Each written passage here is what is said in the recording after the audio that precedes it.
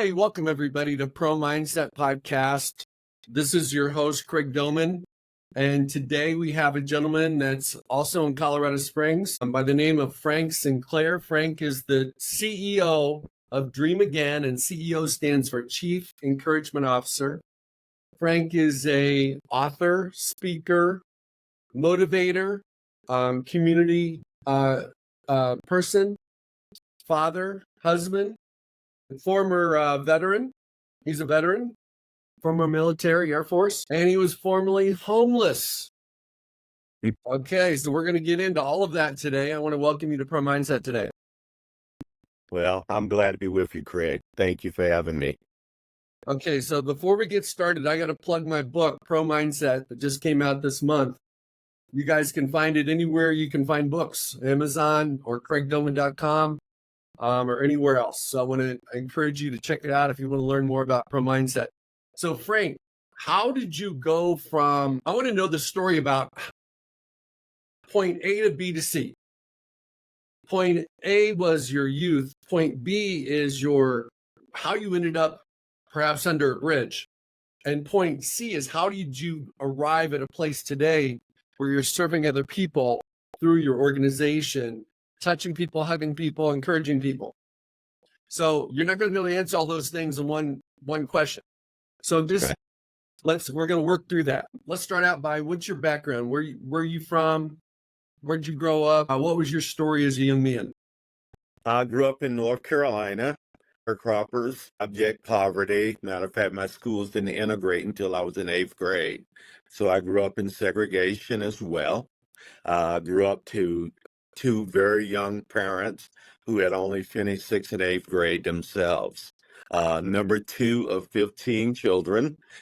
Yeah, that's that's the typical response I get. And the oldest boy. And coming up in that for me, it was difficult, of course. My dad carried on the tried and true thing of beating my mother. His dad beat his mother. It was normalized in my culture. I had to grow up watching that as well, which really created some bad spaces inside my mind and heart. So growing up, I was a good student in school in spite of all of that, but no one told me I could go to college. So I joined the Air Force when I was 18 to escape my upbringing. And that's how I landed in Colorado Springs. Okay, so let's go back to when you were a kid.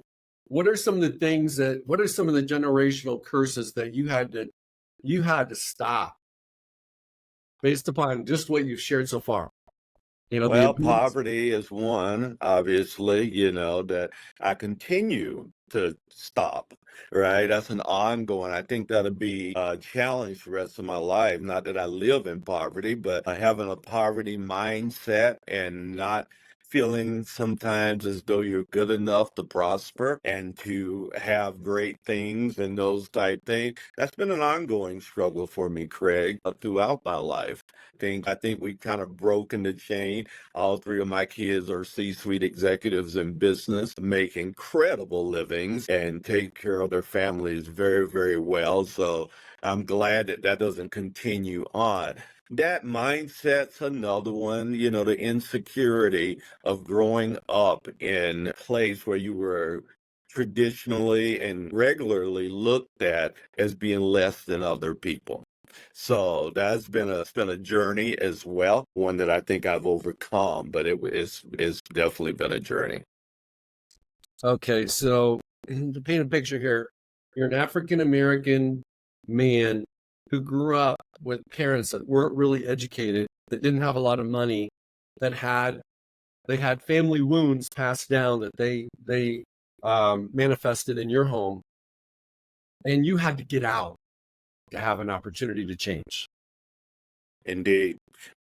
What was your yin and yang, and what was like your ebb and flow of like getting out and then falling back, and having success and then remembering where you came from, and sometimes some of the things that your parents did you repeated and you had to stop yourself because maybe when your three kids were younger, you may have had those type of situations where you bounce back and forth between your present and your past. Mm-hmm.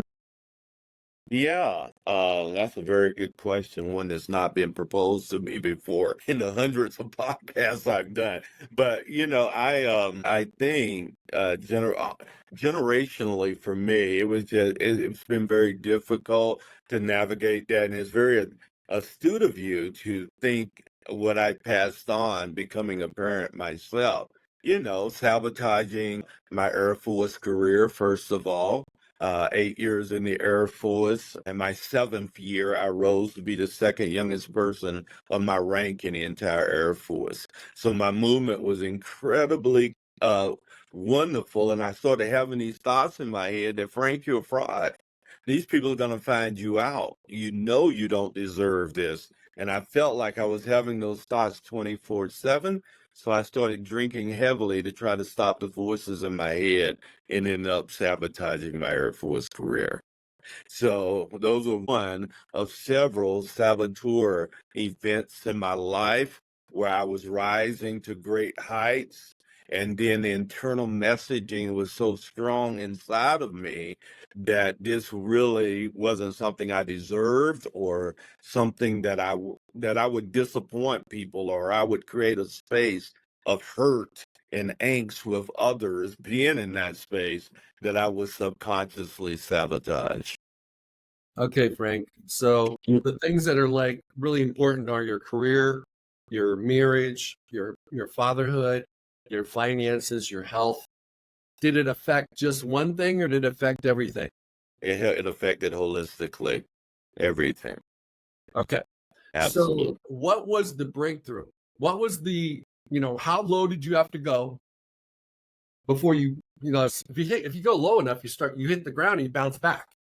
Yeah. What was the bounce back? What was the low and what was the mental or mindset shift that caused you to not go back? Well, I would say initially, my stint as a homeless man for 6 months in the park wasn't, people consider that a low. I don't even know if I want to include it as a low, because it really was helpful for me. Because really, Craig, I was thinking, I'm in the park, I'm homeless. Of course, I'd end up here. This makes perfect sense to me. Look how I was raised. That Air Force stuff was an anomaly. The truth about me is this. So integrating myself into the homeless community and becoming a leader in the homeless community was easy for me. So, but when this guy came by and he saw that and saw me, I mean, really saw me, didn't see a homeless person, just saw a man that for him didn't look as though he was supposed to be in that space, and had the courage to ask me the question. Someone that could look above, beyond all the obvious things of homelessness and see value.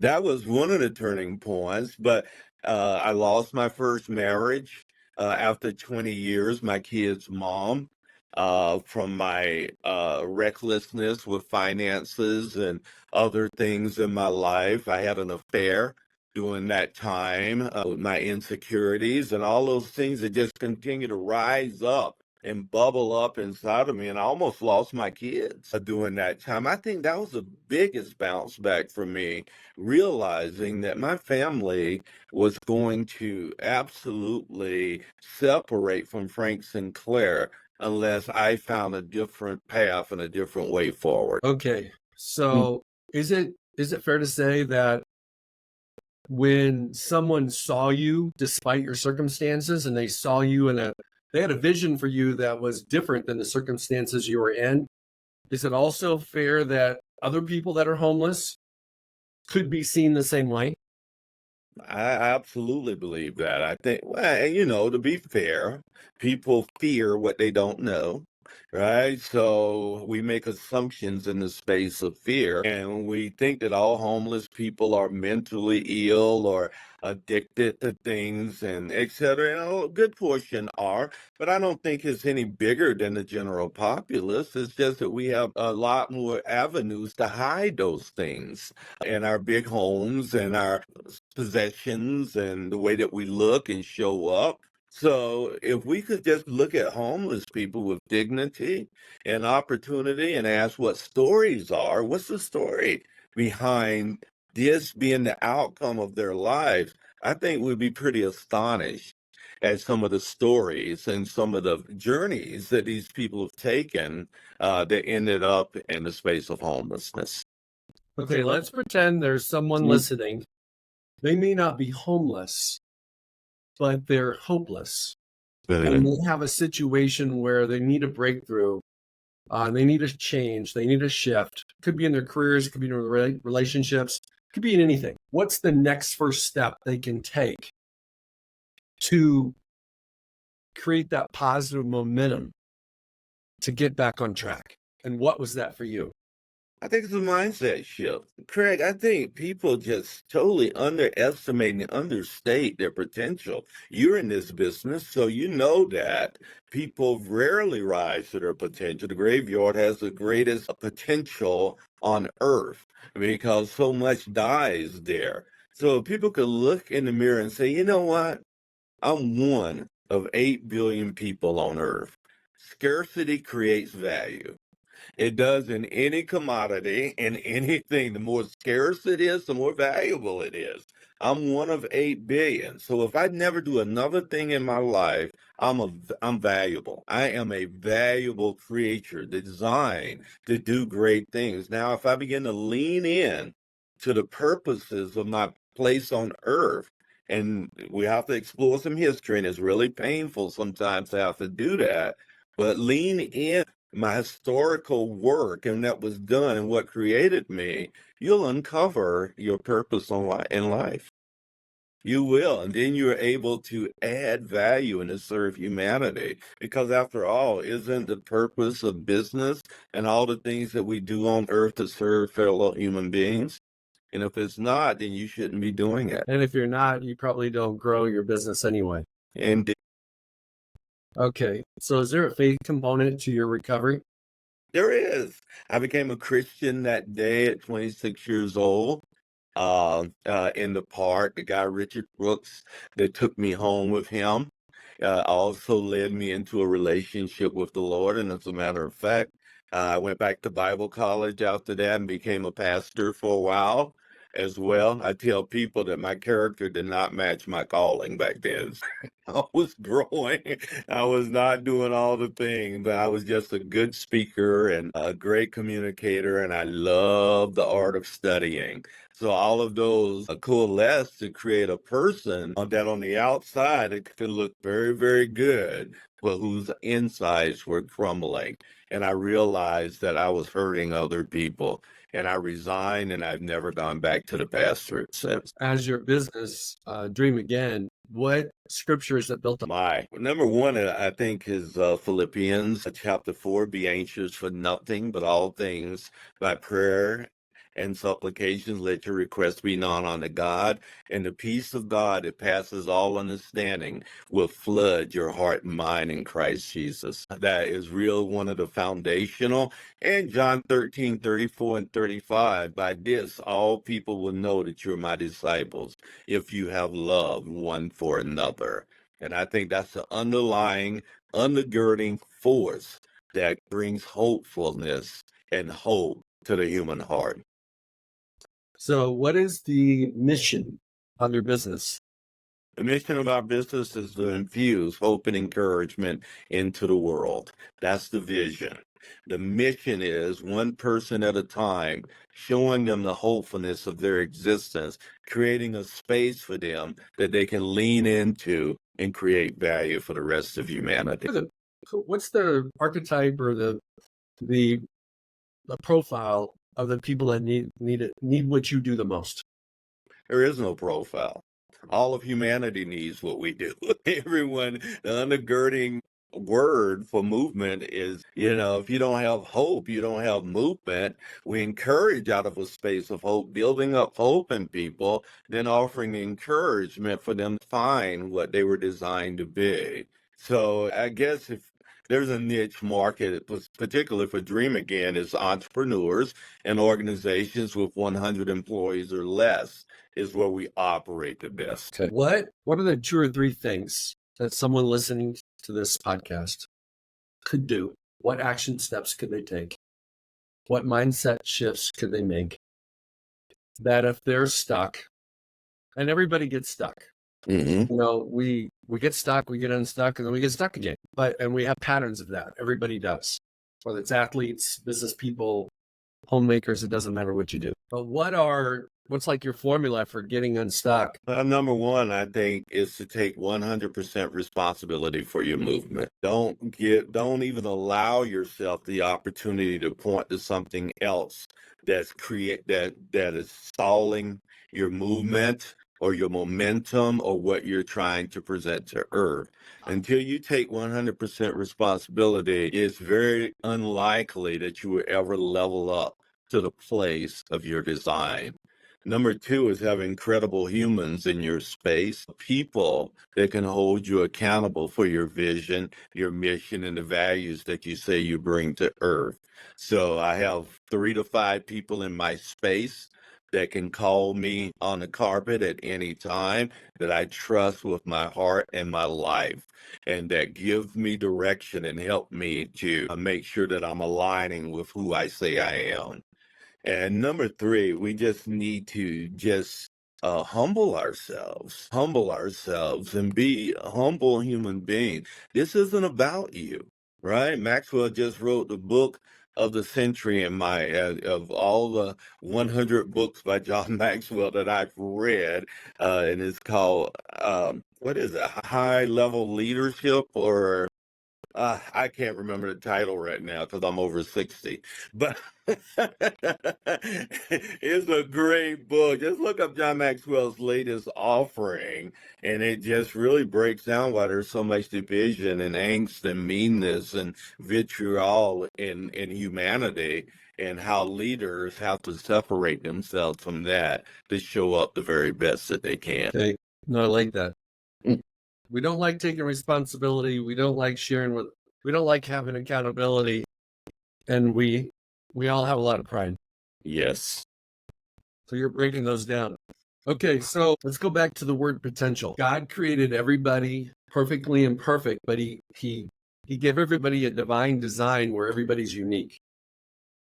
And everybody has a unique purpose. And a lot of people spend their whole life wondering what their purpose is. Yep. Some people find it and lose it, leave it, didn't realize it was their purpose.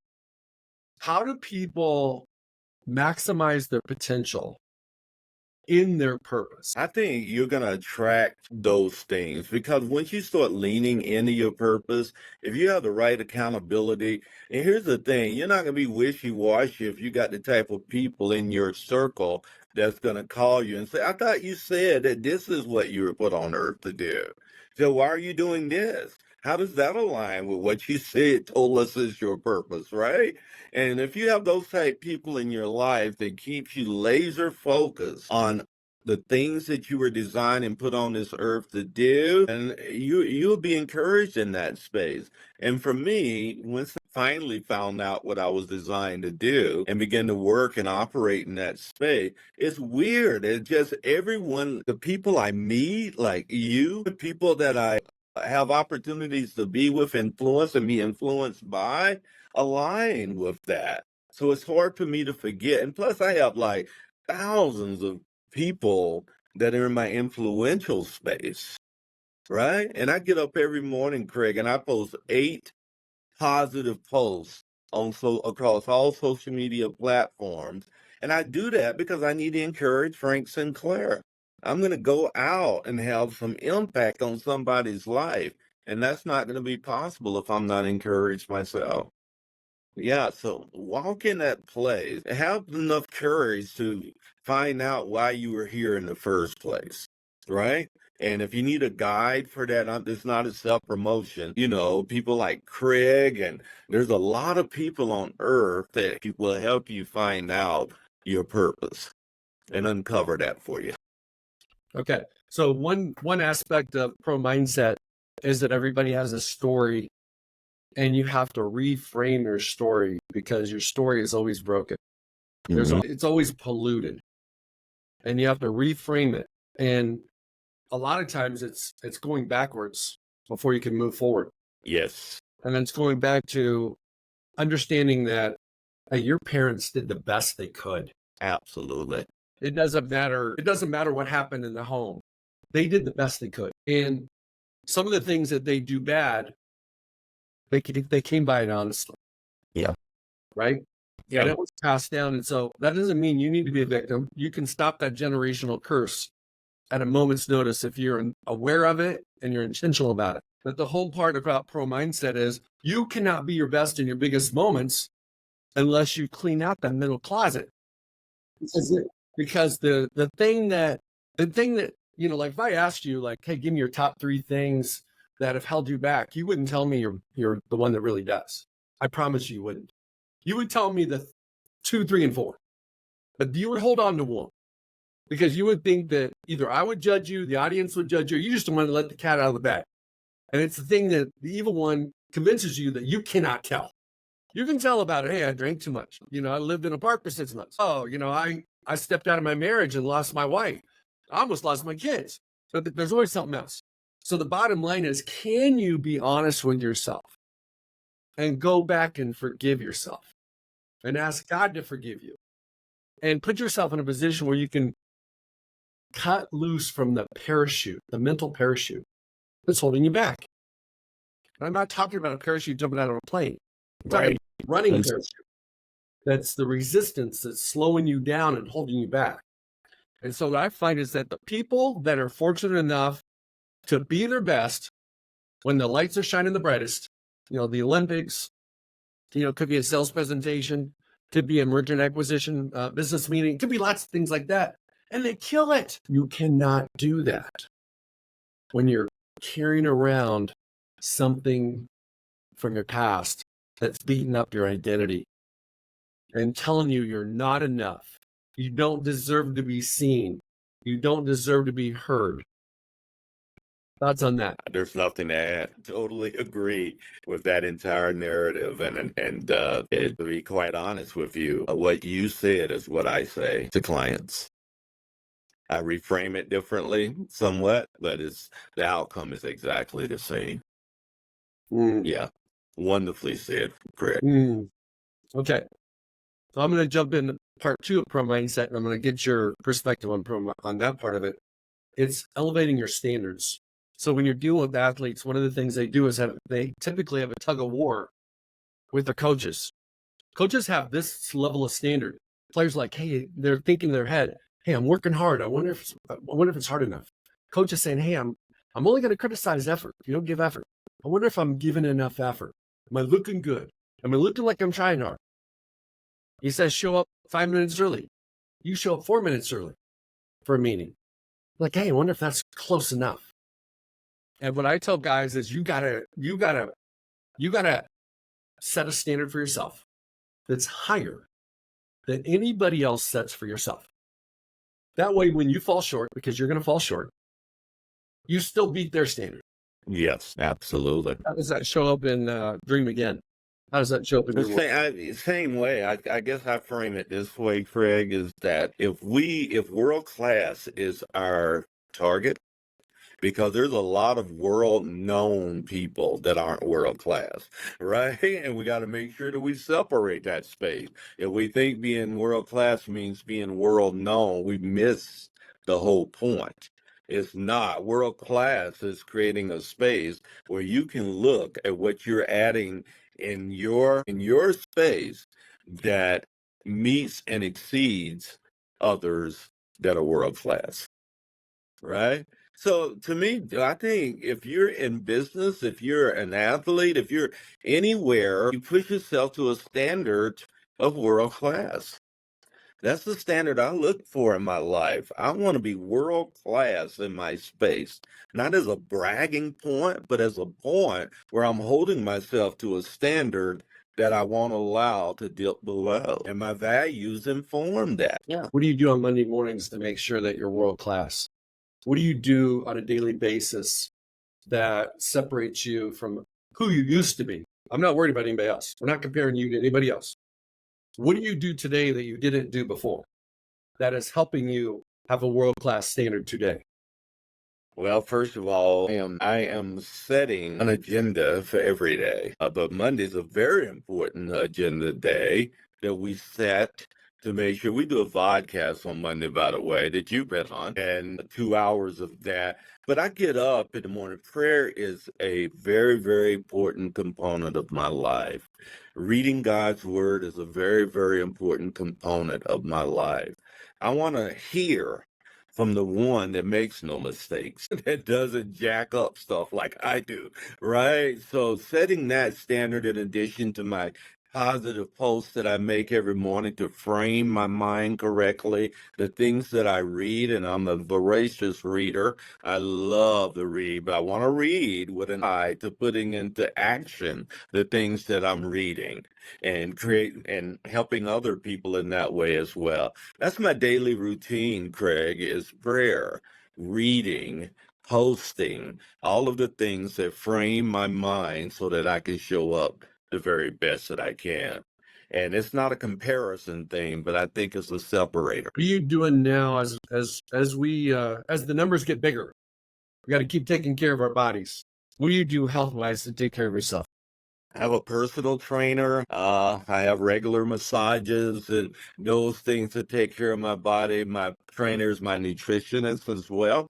I'll be 68 years old on September the 10th, right? So I don't have an eye to retire. I have an eye to refire every year, right? So that's what I'm looking to do. So I have my personal trainer is really versed in the senior community and helping those of us that are aging keep their bodies in tip-top shape, the best shape you can at 68. And that I eat some things that I really would prefer not to, but I know that's going to help me down the line as well. That's great. Okay, so you've authored 3 books. Pick one and share with our audience the thesis of your book and where they can find it. Dream Again, Lessons on Leveraging Your Pain. That was my first book that I wrote, and what I did is just took parts of my failures, of my upbringing, the pain points of my life, and then allow people to see how it created the purpose of my life. So, pain point lessons on leveraging your pain, because there's pain in all of our lives. And if we leverage it correctly, it's going to show up and create space for all of us. You can get it on Amazon. That why? I mean, this is maybe a crazy question, but why is our most value come from living through and going through pain? Well, I think it serves a couple of purposes, because pain is really, as Christians, we know, is typically the thing that leads us into knowing our need for a Savior, first and foremost. Secondly, for me, pain creates a place that I realize I'm not home yet. So I don't put as much stock in this place and being here. I put stock in everything that I'm doing that's leading to my eternal destination. That's the importance of it. And without pain, we would never, ever, ever long for our true home. So that really, really resonates with me. I tell my wife, and I know she doesn't like hearing this, I don't fear death. Living is to be kind of dicey at times, right? Because I'm not home yet. And that's important to me. That's an eternal perspective there. Mm. Well, I think one of the things that the world tells us and culture tells us is that we want to avoid pain. We want to avoid discomfort. We want easy. We want privilege. We want convenience. So many businesses take advantage of that. Yep. DoorDash and a lot of these businesses wouldn't exist except for convenience. Yep. So how does our youth get deceived by this whole world movement of it should be easy, it should be fun, and it should be convenient? We see it showing up in the national mood. and the way that kids come up today and an expectation that they deserve things and etc. You can see it everywhere. I mean, it is to me, it's one of the greatest ploys of our enemy is to create this place of thinking that things should be easy, that pain, we'll pop any pill on earth to keep from experiencing any pain. And we'll do anything to do that when there's necessary places for pain. And matter of fact, I've not learned one thing, Craig, in my life from the good things that have happened to Frank Sinclair. Only the pain points have created the creativity and the opportunities to build a platform where I can help other people. So if we can reframe that and begin to think, yeah, what does that pain create for me? What is it? How does it help my forward movement? What are the lessons learned? And how can that help other human beings as we move forward? It'll change things for us. Yeah, they don't teach that in school. Nope. And it's, so what is your take? You take it, you capitalize on social media and the influence and reach that it can have on your audience and on the people that you're connected with. But what is the dark side of social media and how it affects our minds and our attitudes and our entitlements and our enviness? We're enviable about other people. We talk about the pros and cons of social media. Well, anything that humans touch, there's always going to be a dark side to it as well, because we're inherently dark, right? Until we recognize that darkness and come to the light. So, and even in the light, we have periods of darkness. So for me, social media, I've been hacked. People have taken my profile, stolen it from in other countries and tried to use it to rip other people off and et cetera, et cetera. That's one of the downsides of being as public as I am, because people know there's 100,000 people that follow me.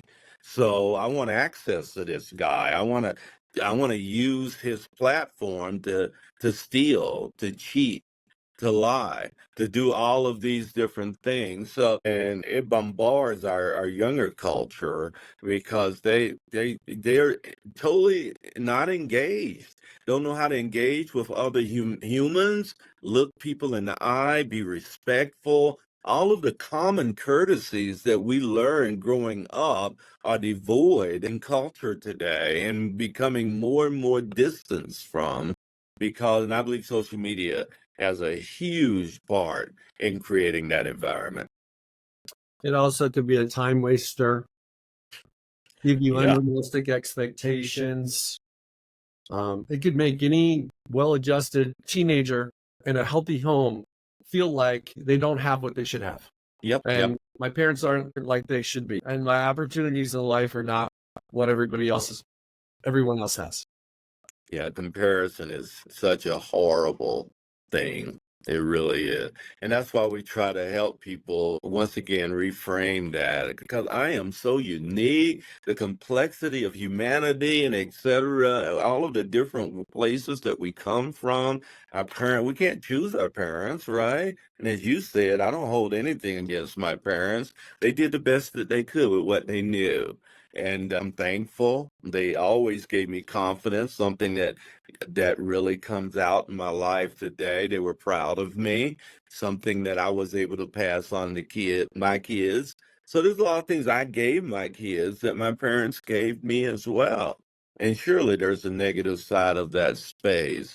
But social media, some people just totally eliminate it from their lives because of the fear factor and the negativity, negative things like you were talking about. But there's a great opportunity. I think it's the leveler for small business many times against big corporations. They have all the advertising money and other things. It gives us an opportunity to present our value proposition to audiences as well without having to spend all of the money to do it. So there's great ways to use social media as well. Okay, so we're bouncing around here, Frank. You've got 3 successful adult children with families, grandkids, I'm assuming. 13. 13 grandkids. That's amazing. Okay, so for all those parents out there that still have kids at home, what are the handful of principles they got to do? They got to know, they got to pass on, they got to implement. They can't miss it, because if they miss it, they're going to be paying for their kid to get adjusted in, therapy or something like that when they're in their 20s. So what are the, 3 or 4 things, in your opinion, that are the most critical things that parents can pass on to their kids? Scripture and people use this a lot, raise up a kid in the way that they should go. And when they're older, they won't depart from it.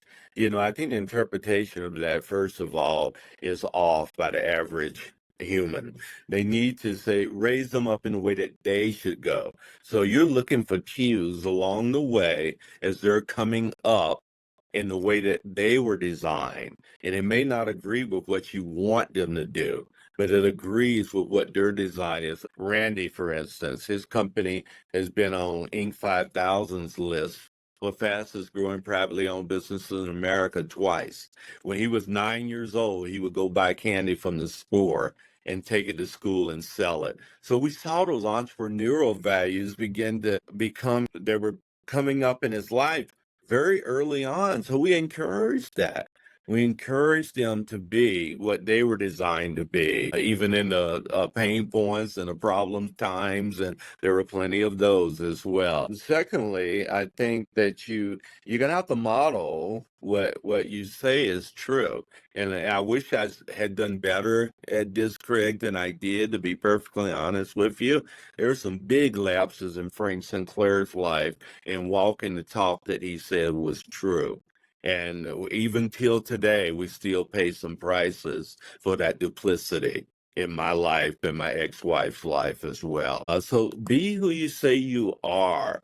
And no matter how painful it is, create that place of integrity in your household that your kids, and be open to allow them to come to you with stuff that might sometimes be shocking to you, right?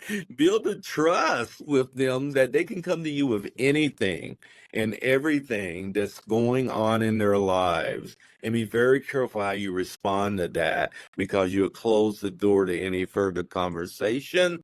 Be open. Don't be shocked by stuff. Just allow them to be totally open and honest and transparent with you along the way. All right, Frank, I'm going to regurgitate a little bit of what I heard there. The first thing you said was allow your kids' gifts to unfold and be revealed. Not what you want them to do, what God created them to do. Yes. And whatever their passions may be, whatever their talents may be, their gifts and whatnot, help them and support them so that they can grow into that gift. Yes. The second thing you said is don't be a hypocrite.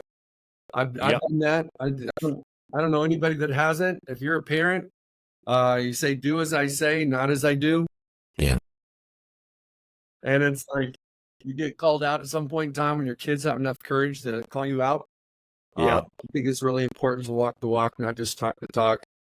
And then the last thing you said was create an environment of vulnerability, transparency, honesty, and trust, so that when the kids are trying to figure things out, they don't go ask their friends. Exactly. They ask you. Yes, yes.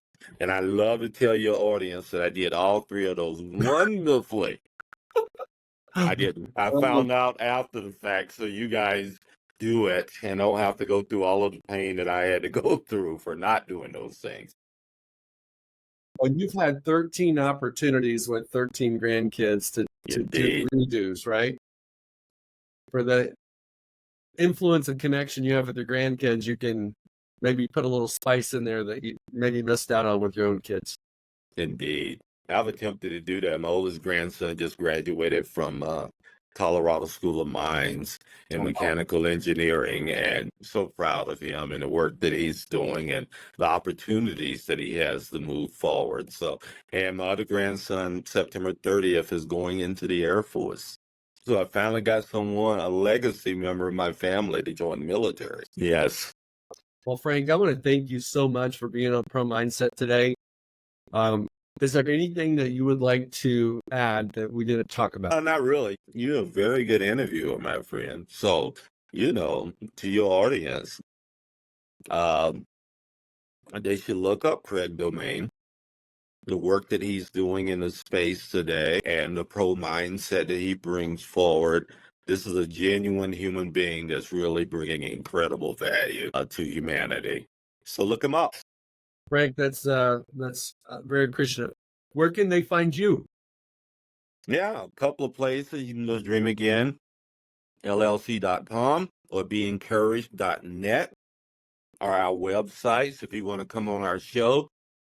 I'm sorry, my mouth is so dry. I had to put something. Oh, good. Yeah, go to BeEncouraged.net to sign up for our show. It's the free opportunity for you to come on our show and present your business to our potential 50,000 a week watchers and growing. And also reach out to me at Frank at DreamAgainLLC.com if you want a personal conversation, a Zoom, or just to meet up for coffee and share stories. Frank, thank you so much for being on today. I want to thank all the listeners for joining Pro Mindset today. Everybody go out today and have an awesome day. Indeed.